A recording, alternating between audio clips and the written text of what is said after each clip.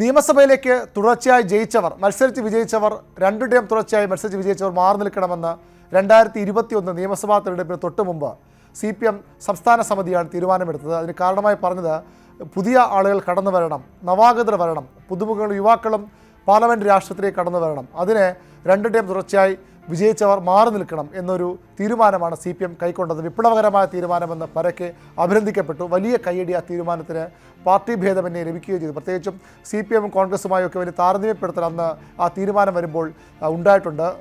പതിറ്റാണ്ടുകൾ MLA-മാരായിരുന്ന നേതാക്കളുണ്ട് കോൺഗ്രസിൽ, ഇപ്പോഴും അങ്ങനെ തുടരുന്നവരുണ്ട്. അങ്ങനെയുള്ള ആളുകൾ കണ്ടുപഠിക്കേണ്ട തീരുമാനമാണിതെന്ന അഭിനന്ദനം CPM-ൻ്റെ ഈ തീരുമാനത്തിന് കോൺഗ്രസിൽ നിന്ന് പോലും ലഭിക്കുകയുണ്ടായി.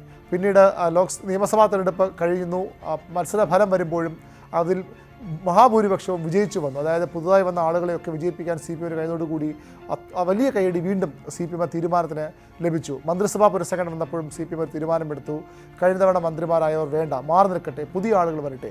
അപ്പോൾ അതും വലിയ പ്രശംസ CPM നേതാക്കൾക്ക്, CPM കമ്മിറ്റികൾക്ക് ഉണ്ടാക്കിക്കൊടുത്തൊരു തീരുമാനമായിരുന്നു. അതും ആ തീരുമാനവുമായി മാറുകയും ചെയ്തു. അങ്ങനെ EP ജയരാജൻ, AK ബാലൻ, അതുപോലെ തന്നെ തോമസ് ഐസക്ക്, അങ്ങനെ ഒരു പിടി നേതാക്കൾ G സുധാകരൻ, അങ്ങനെ ഒരു പിടി നേതാക്കൾക്ക് MLA സ്ഥാനം അല്ലെങ്കിൽ നിയമസഭാ തെരഞ്ഞെടുപ്പ് മത്സരിക്കുന്നത് മാറി നിൽക്കേണ്ടി വന്നു. മന്ത്രിസ്ഥാനത്തേക്ക് KK ശൈലജയും TP രാമകൃഷ്ണനെയും AC മൊയ്തീനെയും പോലുള്ള നേതാക്കളെയൊക്കെ മാറ്റി നിർത്തുകയും ചെയ്തു CPM. വലിയ പ്രശംസ ഉണ്ടായി. പക്ഷേ പിന്നീട് ചർച്ച ചെയ്ത് വന്നപ്പോൾ മന്ത്രിമാരെ ഒറ്റയടിക്ക് മാറ്റിയത് ഗുണം ചെയ്തില്ല.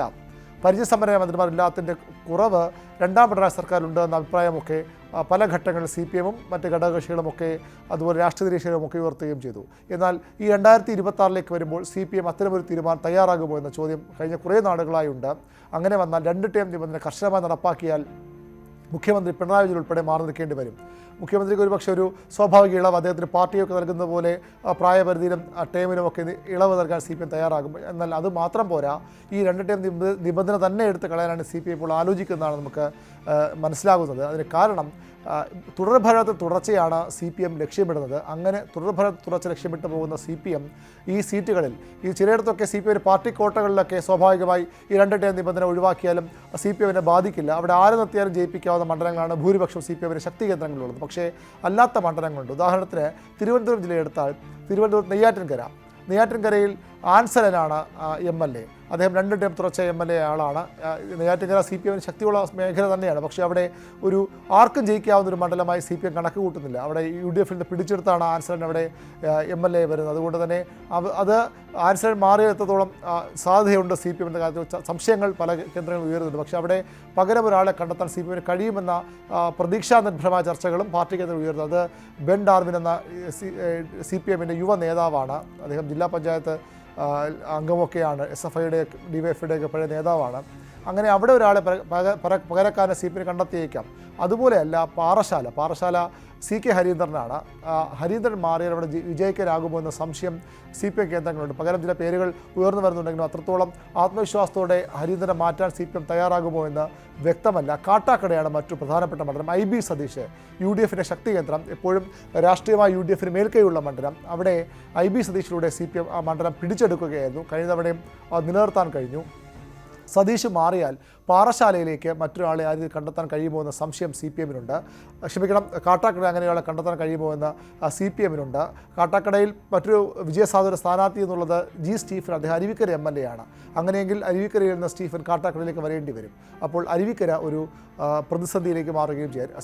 സ്റ്റീഫൻ ഒരു തവണ മാത്രമേ ഇവിടെ മത്സരിച്ചിട്ടുള്ളൂ. അതുകൊണ്ട് തന്നെ അദ്ദേഹത്തിന് ടേം നിബന്ധന കാര്യമായി ബാധിക്കില്ല. പക്ഷേ അവിടെ നിന്ന് അരുവിക്കരയിൽ നിന്ന് സ്റ്റീഫൻ മാറി കാട്ടാക്കടയിലേക്ക് വന്നാൽ അരുവിക്കരയുടെ കാര്യം സംശയത്തില്ല. അതുകൊണ്ട് തന്നെ IB സതീഷിന് ഒരു തവണ കൂടി CPM അവസരം നൽകാൻ തന്നെയാണ് സാധ്യത. അത് കാട്ടാക്കട അല്ലെങ്കിൽ നിർത്താൻ കഴിയുന്ന ഒരു ആശങ്ക CPM-ഉണ്ട്. കടകംപള്ളി സുരേന്ദ്രൻ CPM-ന്റെ സംസ്ഥാനത്തിൻ്റെ പ്രധാനപ്പെട്ട നേതാവാണ്. അദ്ദേഹം കഴക്കൂട്ടം MLA ആണ്.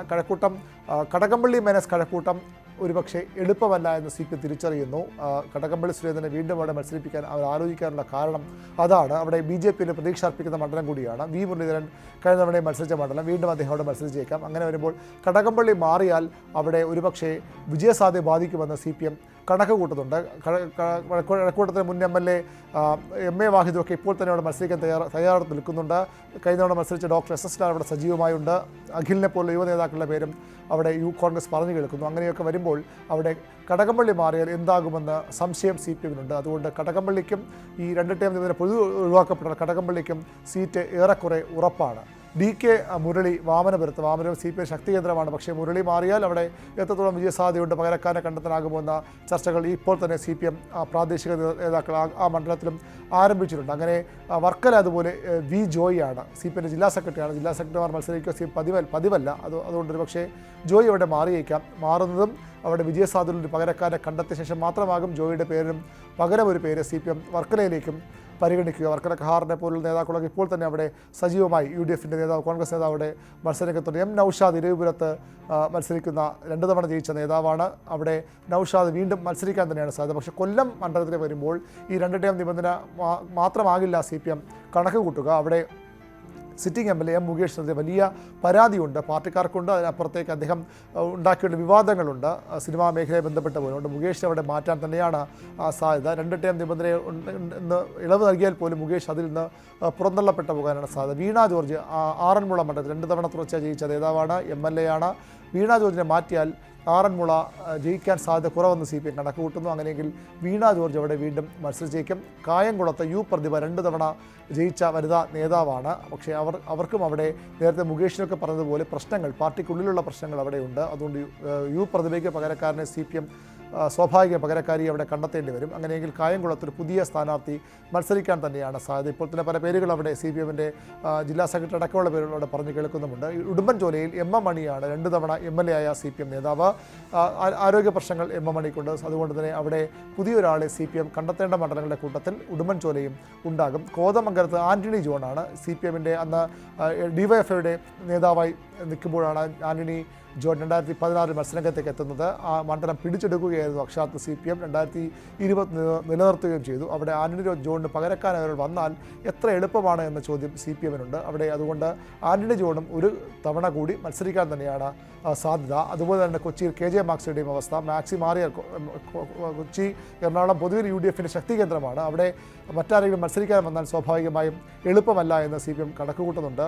മണലൂർ മുരളി പെരുന്നള്ളി 2 തവണ മത്സരിച്ചയാളാണ്. പക്ഷേ അദ്ദേഹത്തിന് പകരക്കാരൻ വരാനാണ് അവിടെ സാധ്യത. CPM വലിയ സ്വാധീനമുള്ള മേഖലയാണ്. കുന്നംകുളത്ത് മുൻ മന്ത്രി കൂടി AC മതി 2 തവണ മത്സരിച്ചയാളാണ്. അദ്ദേഹത്തിനും ഒരുപക്ഷെ പകരക്കാരൻ വന്നേക്കാം. KD പ്രസന്റ് ആലത്തൂരിൽ 2 ടേം തുടർച്ചയായി ജയിച്ചയാളാണ്. ആലത്തൂരൊക്കെ CPM-ന് ആരെ മത്സരിപ്പിച്ചാലും ജയിപ്പിക്കാൻ കഴിയുന്ന മണ്ഡലമാണ്. അതുകൊണ്ട് ഒരുപക്ഷെ അവിടെ പ്രസിഡന്റിനെ മാറ്റിയേക്കാം. നെന്മാറ അതുപോലൊരു മണ്ഡലമാണ്, വലിയ സ്വാധീനം CPM-നുള്ള മണ്ഡലം. K ബാബുവാണ് അവിടെ, അദ്ദേഹവും ഒരുപക്ഷെ മാറിയേക്കാം. പേരാമ്പ്രയിൽ നമ്മൾ നേരത്തെ സൂചിപ്പിച്ച പോലെ TP രാമകൃഷ്ണൻ, അദ്ദേഹം ഇടതുമുന്നണി കൺവീനറാണ്. അദ്ദേഹം ഒരു പ്രധാന പദവി വഹിക്കുമ്പോൾ ഈ ഒരു പദവിയിൽ കൂടി തുടരാനുള്ള സാധ്യത കുറവാണ്. അങ്ങനെയെങ്കിൽ പേരാമ്പ്രയിലും ഒരു പുതുമുഖത്തെ CPM അവതരിപ്പിച്ചേക്കാം. OR കേളു മാനന്തവാടി പൊതുവിൽ അത്ര എളുപ്പമൊന്നുമുള്ള മണ്ഡലമല്ല CPM-ന്. അതുകൊണ്ട് OR കേളുവിനെ മാറ്റിയാൽ എന്താകുമെന്ന നമ്മൾ നേരത്തെ പറഞ്ഞതുപോലുള്ള സംശയത്തിൽ നിർത്തുന്ന മണ്ഡലമാണ് CPM.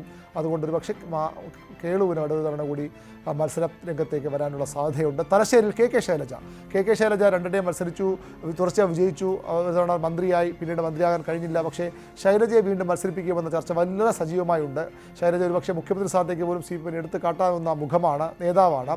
ഇപ്പോൾ പിണറായി വിജയൻ തന്നെയാകും CPM നയിക്കുകയെങ്കിൽ പോലും ശൈലജയെ മത്സരിപ്പിക്കുന്ന ചർച്ചകൾ സജീവമാണ്. ഷംസീർ സ്പീക്കർ 2 തവണ ജയിച്ചയാളാണ്. അദ്ദേഹത്തിനും ഒരുപക്ഷെ CPM പകരക്കാരനെ കണ്ടെത്തിയേക്കാം. ധർമ്മടത്തെ പിണറായി വിജയൻ വീണ്ടും മത്സരിക്കുമെന്ന് ഏറെക്കുറെ ഉറപ്പാണ്. അദ്ദേഹം തന്നെയാകും CPM നയിക്കുമ്പോൾ സ്വാഭാവികമായും ധർമ്മടത്ത് അദ്ദേഹം മാറി മറ്റൊരു മണ്ഡലത്തിലേക്ക് പോകാൻ ഇടയില്ല. തൃക്കരിപ്പൂർ CPM-ന് വിജയസാധ്യതയുള്ള സീറ്റ് തന്നെയാണ്. അവിടെ M രാജഗോപാലൻ, അദ്ദേഹം 2 ടേം ജയിച്ചയാളാണ്, ജില്ലാ സെക്രട്ടറി കൂടിയാണ് രാജഗോപാലൻ. അതുകൊണ്ട് അദ്ദേഹത്തിന് പകരക്കാരനെ അവിടെ CPM കൊണ്ടുവന്നേക്കും. പൊതുവിൽ ഈ 2 ടേം നിബന്ധന CPM എടുത്തു കളയാൻ തന്നെയാണ് എല്ലാ സാധ്യതയും. അതിന് കാരണം തുടർഭരണത്തിൽ തുടർച്ച ലക്ഷ്യമിടുമ്പോൾ ഈ ഒരു റിസ്ക് എടുക്കാൻ, അതായത് സിറ്റിംഗ് സീറ്റുകളിൽ നിലവിലുള്ള MLA മാത്രം മത്സരിച്ചാൽ ജയിക്കുമെന്ന് ഉറപ്പുള്ള സ്ഥലങ്ങളിൽ ഒരു പകരക്കാരനെ പരീക്ഷിച്ച് വിജയസാധ്യത ആ മണ്ഡലത്തിലെ മാത്രമല്ല ഈ നിയമസഭാ തെരഞ്ഞെടുപ്പിൽ ഭരണം ഉറപ്പിക്കാനുള്ള സാധ്യത പോലും തള്ളിക്കളയാൻ CPM തയ്യാറാകില്ല. അതുകൊണ്ട് തുടർഭരണത്തിൽ തുടർച്ചയായി ലക്ഷ്യമായി നീങ്ങുന്ന CPM 2 ടേം നിബന്ധന എടുത്തു കളയാൻ തന്നെയാണ് സാധ്യത. ഈ തെരഞ്ഞെടുപ്പിന് ഇനി മാസങ്ങൾ ബാക്കിയുണ്ട്. അതുമായി ബന്ധപ്പെട്ട് ചേരുന്ന നേതൃയോഗങ്ങളിൽ അത്തരം ചർച്ചകളിലേക്ക് CPM കടക്കും. നിലവിൽ CPM-ൻ്റെ ആലോചന 2 ടേം നിബന്ധന ഇത്തവണ വേണ്ട, ഭരണ തുടർച്ചയാണ് പ്രധാന ലക്ഷ്യം. ആ ഭരണ തുടർച്ച എന്ന വലിയ ലക്ഷ്യത്തിലേക്ക് നീങ്ങുമ്പോൾ 2 ടേം എന്ന കഴിഞ്ഞ CPM സംസ്ഥാന സമിതി എടുത്ത തീരുമാനം പുനഃപരിശോധിക്കാൻ തന്നെ CPM തയ്യാറാകുമെന്നാണ് പൊതുവിൽ വിലയിരുത്തപ്പെടുന്നത്.